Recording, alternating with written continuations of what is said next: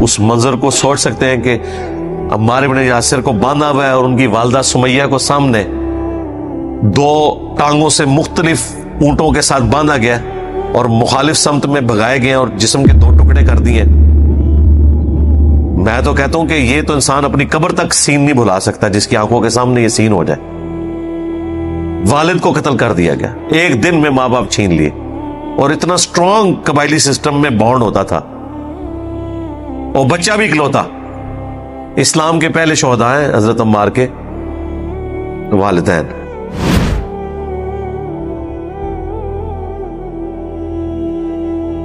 صحیح بخاری اور صحیح مسلم دونوں میں یہ حدیث موجود ہے, متفق علیہ, اور بخاری میں ذرا ڈیٹیل کے ساتھ ہے. انٹرنیشنل نمبر کے مطابق 2812. مسجد نبوی کی تعمیر کے دوران یا غزوہ خندق میں خندق کھودتے ہوئے, ان دونوں میں سے کوئی ایک موقع تھا. ابو سعید خدری رضی اللہ تعالیٰ عنہ کہتے ہیں کہ صحابہ کرام پتھر لا رہے تھے تعمیر کے لیے, یا پتھر اٹھا رہے تھے.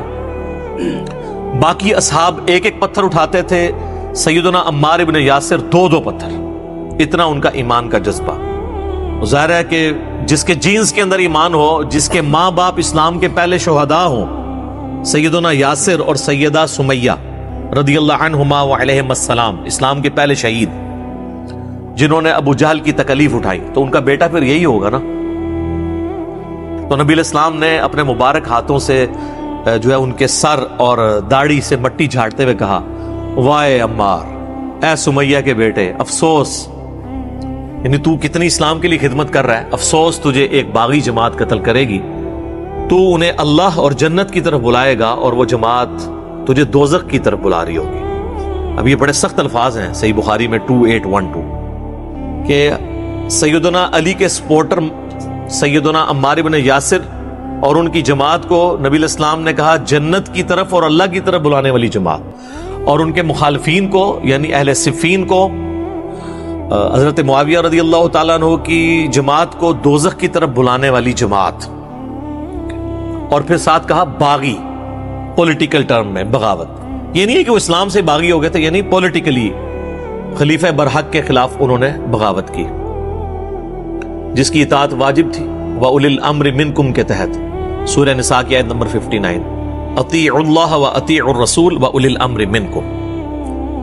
تو یہ حدیث ہے جی, اور یہ حدیث جب پریکٹیکلی سامنے آئی جنگ صفین میں سیدنا عمار بن یاسر شہید ہوئے. حضرت معاویہ کے ایک فوجی تھے ابو الغادیہ, جو اصحاب شجرہ میں سے ہیں, اور صحیح مسلم میں حدیث ہے کہ اصحاب شجرہ جو ہیں نا, جنہوں نے بیعت کی ہے اس درخت کے نیچے صلح حدیبیہ کے موقع پر, جو سورہ فتح میں بھی ذکر ہوا ہے اس کا, تو مسلم کے الفاظ ہیں اصحاب شجرہ کو دوزخ کی آگ نہیں چھوئے گی. اب یہ ابو الغادیہ یہ بھی اصحاب شجرہ میں سے تھے.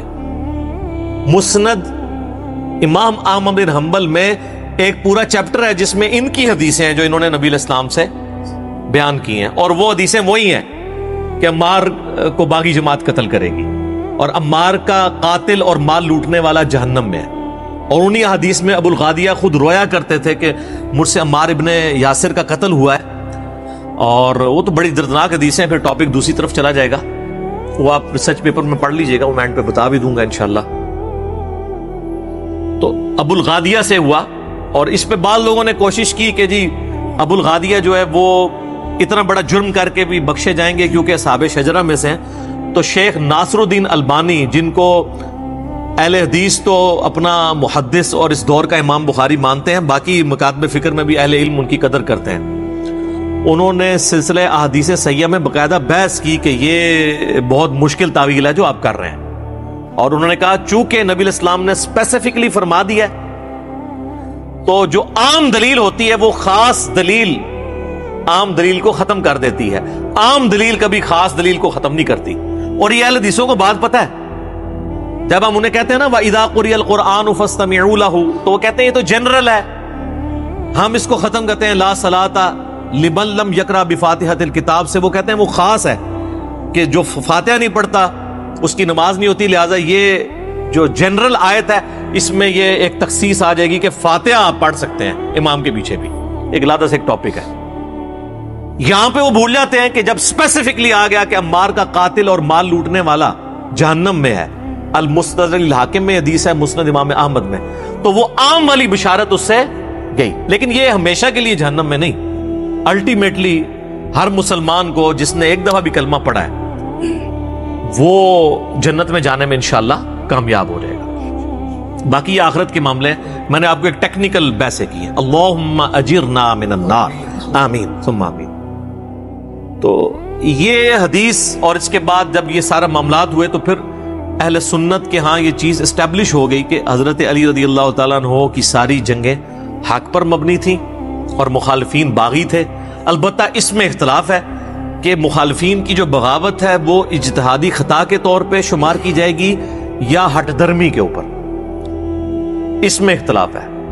پھر اس میں بھی ایک جز کے اوپر اتفاق ہے کہ جو اہل جمل ہیں یعنی سیدہ عائشہ، سیدنا طلحہ، سیدنا زبیر رضی اللہ عنہم اجمعین وعلیہم السلام اجمعین، چونکہ انہوں نے اپنی اس غلطی سے رجوع کر لیا تھا بعد میں اور شرمسار تھے، لہٰذا ان کی غلطی کو اجتہادی غلطی کے طور پہ ایکسپٹ کیا جائے گا اس حوالے سے کہ اللہ تعالیٰ معاف فرمانے والا ہے. اور مولا علی نے بھی ان کو معاف کر دیا. وہ المستدرک الحاکم میں، المصنف ابن ابی شیبہ میں اور کئی کتابوں میں، سنن الکبریٰ للنسائی کے اندر حدیث موجود ہے کہ مولا علی نے کہا کہ میں اللہ سے امید کرتا ہوں، یہ سورۃ الحجر کے اندر جو آیت ہے کہ اہل ایمان آمنے سامنے بیٹھے ہوئے ہوں گے جنت میں تختوں کے اوپر، اور اللہ تعالیٰ ان کے دلوں سے میل دور کر دے گا اور وہ جنت میں پہنچ جائیں گے. میں اللہ سے امید کرتا ہوں کہ یہ بشارت میرے طلحہ، زبیر اور عثمان بن عفان کے لیے رضی اللہ عنہم اجمعین کے ہمارے دلوں میں جو ایک دوسرے کے بارے میں چیز آ گئی ہے وہ اللہ تعالیٰ دور کر دے گا. لیکن جہاں تک تعلق ہے حضرت معاویہ رضی اللہ تعالیٰ عنہ کا، ان کو حضرت علی نے معاف نہیں کیا، اس لیے کہ وہ حضرت علی کی زندگی میں بھی اپنی اس خطا کے اوپر قائم رہے اور اس کے بعد 20 سال زندہ رہے اور مرتے دم تک انہوں نے رجوع نہیں کیا. اسی لیے سیدنا علی نے ان کے بارے میں ڈیفرنٹ ایٹیچیوڈ رکھا. میرے استاد ڈاکٹر اسرار صاحب رحمہ اللہ تعالیٰ نے سورۃ الحجر کی انہی آیات کی تفسیر میں بیان القرآن میں یہ کہہ دیا تھا، حضرت معاویہ کا نام بھی انہوں نے داخل کر دیا تھا. وہ حدیث کے معاملے میں تو وہ خود ہی کہتے تھے میں امی ہوں، تو پھر میرا اس پہ جواب آیا تھا کہ حضرت معاویہ کا نام نہیں انہوں نے لیا، حضرت طلحہ، زبیر اور عثمان بن عفان کا نام لیا تھا، جن کے بارے میں صحیح بخاری میں آتا ہے کہ عمار کی زبان کو اللہ نے شیطان سے محفوظ کر دیا. یہ صحیح بخاری میں ہے. تو عمار سے پوچھ لیتے ہیں. عمار بن یاسر کا آپ حضرت علی کے ساتھ کمٹمنٹ کا لیول دیکھیں، 93 ایئرز ایج ہے. جنگ صفین لڑنے کے دوران اس وقت 93 کے تھے، وہ 37 ہجری میں شہید ہوئے. 93 سال بڑی عمر ہوتی ہے. تو عمار بن یاسر کا فہم سنن الکبریٰ البیہقی میں موجود ہے.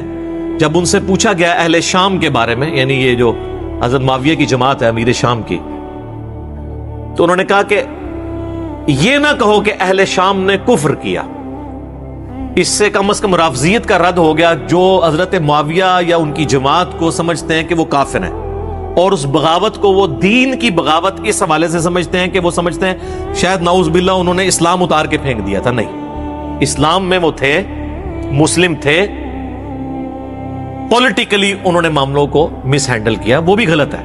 اس میں عمار بن یاسر کیا کہتے ہیں، یہ نہ کہو کہ اہل شام نے کفر کیا، بلکہ کہو انہوں نے فسق کیا اور ظلم کیا.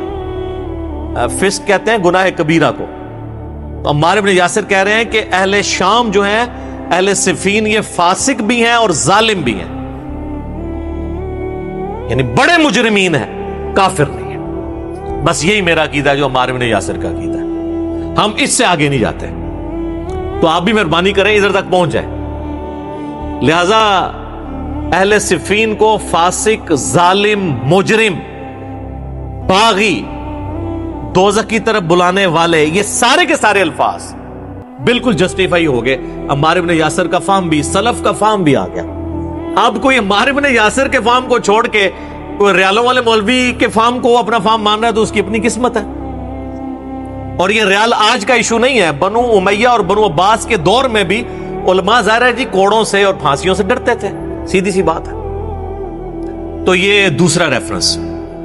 عمار ابن یاسر کی نگاہوں کے سامنے ایک دن میں ان کی والدہ بھی اور ان کے والد کو بے دردی سے قتل کیا گیا. اور ابو جہل کہ اسی طریقے سے ٹکڑے کیے جاتے حضرت عمار ابن یاسر کے سامنے، تب بھی ان کا غصہ ٹھنڈا ہو سکتا تھا. تو دنیا میں تو نہیں ہوا.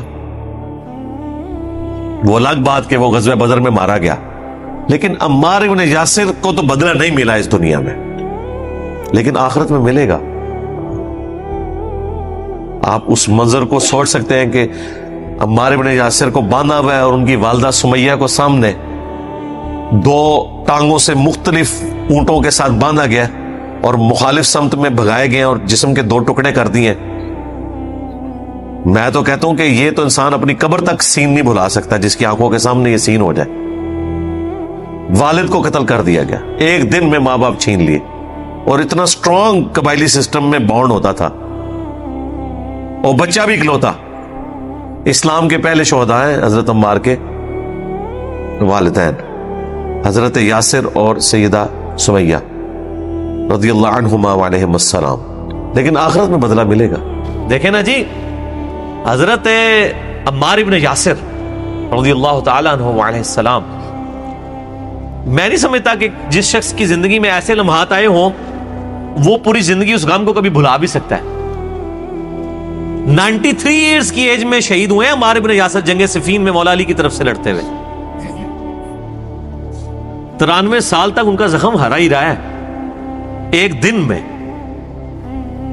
ماں اور باپ سیدہ سمیہ اور سیدنا یاسر رضی اللہ عنہما وعلیہم السلام کتنی بے دردی سے، یہ چیز تو امیجن کرنے سے انسان کے روکٹے آج 1400 سال بعد بھی کھڑے ہو جاتے ہیں.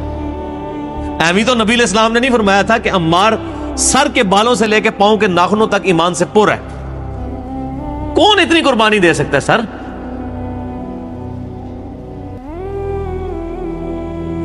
اب جو عمار ابن یاسر ہیں انہوں نے تو اپنے ماں باپ کے دشمنوں کا انجام تو اپنے سامنے غزوہ بدر میں دیکھ لیا، لیکن سیدہ سمیہ نے تو اپنے قاتل کا انجام نہیں دیکھا نا، نہ سیدنا یاسر نے. اور پھر دنیا میں تو ابو جہل ایک دفعہ ہی قتل ہوا نا، 2 بندوں کو مارنے کے سبب اور کئی اور مسلمانوں کو اذیت دینے کے سبب. دنیا کی عدالت تو ایک بار ہی قتل کی سزا دے سکتی ہے نا، لیکن اللہ تعالیٰ ایک ایک مسلمان کے بدلے میں ابو جہل کو روزانہ ہزاروں زندگیاں دے کے ہزاروں موتیں دے سکتا ہے.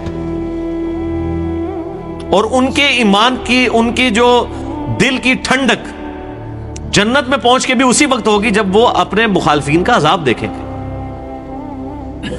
ہم آج یعنی بیٹھ کے سوچتے ہیں کہ یا اللہ ہمیں جنت میں جانے کی جتنی خوشی ہے شاید اتنی یا شاید اس سے بھی زیادہ خوشی نبی علیہ السلام کے دشمنوں کو عذاب ملنے پہ ہوگی.